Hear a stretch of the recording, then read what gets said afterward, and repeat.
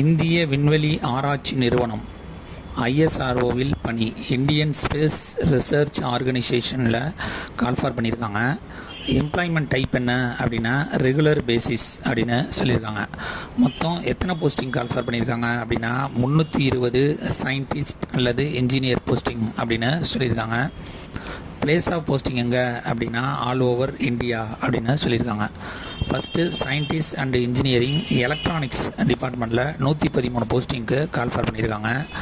Educational qualification என்ன எதிர்பார்க்குறாங்க அப்படின்னா BE B Tech equivalent in electronics and communication முடித்தவங்க இதுக்கு விண்ணப்பிக்கலாம் அப்படின்னு சொல்லியிருக்காங்க. Engineering with an aggregate minimum of 60%, 60% mark வாங்கியிருக்கணும் அப்படின்னு சொல்லியிருக்காங்க.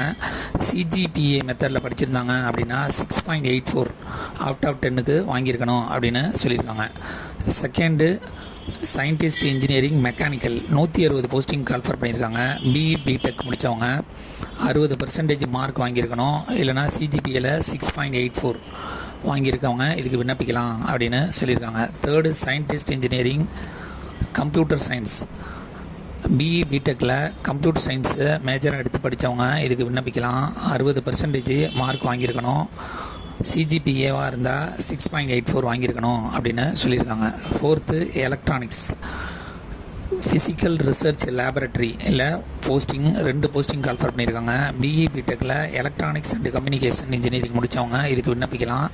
60% மார்க் வாங்கியிருக்கணும் அப்படின்னு சொல்லியிருக்காங்க. அப்படி இல்லைனா சிஜிபியில் 6.84 மார்க் வாங்கினவங்க இதுக்கு விண்ணப்பிக்கலாம் அப்படின்னு சொல்லியிருக்காங்க. அஞ்சாவது scientist computer science physical research laboratory 1 posting call for பண்ணியிருக்காங்க. பிஇ பிடெக்கில் கம்ப்யூட்டர் சயின்ஸ் முடித்தவங்க 60% மார்க் வாங்கினவங்க, அப்படி இல்லை அப்படின்னா சிஜிபிஏல 6.84 வாங்கினவங்க இதுக்கு விண்ணப்பிக்கலாம் அப்படின்னு சொல்லியிருக்காங்க. 16/6/2025 அன்னைக்கு 28 வயசு இருக்கிறவங்க வரலாம் இதுக்கு விண்ணப்பிக்கலாம் அப்படின்னு சொல்லியிருக்காங்க. ஏஜ் ரிலாக்ஸேஷன் யார் யாருக்கெல்லாம் கொடுத்துருக்காங்க அப்படின்னா எஸ்சி எஸ்டி கேண்டிடேட்டாக இருந்தாங்க அப்படின்னா 5 இயர்ஸ் ஏஜ் ரிலாக்ஸேஷன், ஓபிசி கேண்டிடேட்டாக இருந்தாங்க அப்படின்னா 3 years age relaxation, physically challenge general மற்றும் எக்கனாமிக்கலி வீக்கர் செக்ஷனாக இருந்தாங்க அப்படின்னா அவங்களுக்கு 10 வருஷம் ஏஜ் ரிலாக்ஸேஷன் கொடுத்துருக்காங்க.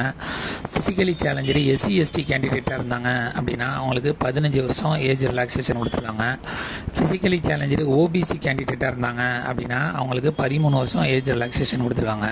இதுவே எக்ஸ் சர்வீஸ்மேன் கேண்டிடேட்டாக இருந்தாங்க அப்படின்னா ஆஸ் பர் கவர்மெண்ட் பாலிசி பிரகாரம் ஏஜ் ரிலாக்ஸேஷன் கொடுக்குறோம் அப்படின்னு சொல்லியிருக்காங்க. பே ஸ்கேல் என்ன சொல்லியிருக்காங்க அப்படின்னா 56,100 ரூபா பர் மந்த் சேலரி அப்படின்னு சொல்லியிருக்காங்க. மெத்தட் ஆஃப் செலெக்ஷன் எப்படி தேர்ந்தெடுக்கிறாங்க அப்படின்னா ரிட்டன் டெஸ்ட் வைக்கிறாங்க, அதில் செலக்ட் ஆகிறவங்களுக்கு இன்டர்வியூ மூலயமா தேர்ந்தெடுப்போம் அப்படின்னு சொல்லியிருக்காங்க. தமிழ்நாட்டில் எக்ஸாமினேஷன் சென்டர் சென்னை. இந்த எக்ஸாமுக்கு ஆன்லைன் மூலியமாக மட்டும்தான் விண்ணப்பிக்க முடியும்.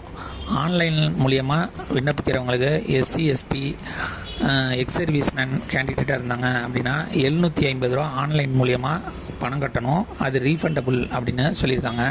இதுவே அதர் கேண்டிடேட்டாக இருந்தாங்க அப்படின்னா அவங்களும் ஆன்லைன் மூலியமாக 750 ரூபா பணம் கட்டணும், அவங்களுக்கு ரீஃபண்டபுள் அமௌண்ட்டு 500 அப்படின்னு சொல்லியிருக்காங்க. விண்ணப்பிக்க கடைசி நாள் 16/6/2025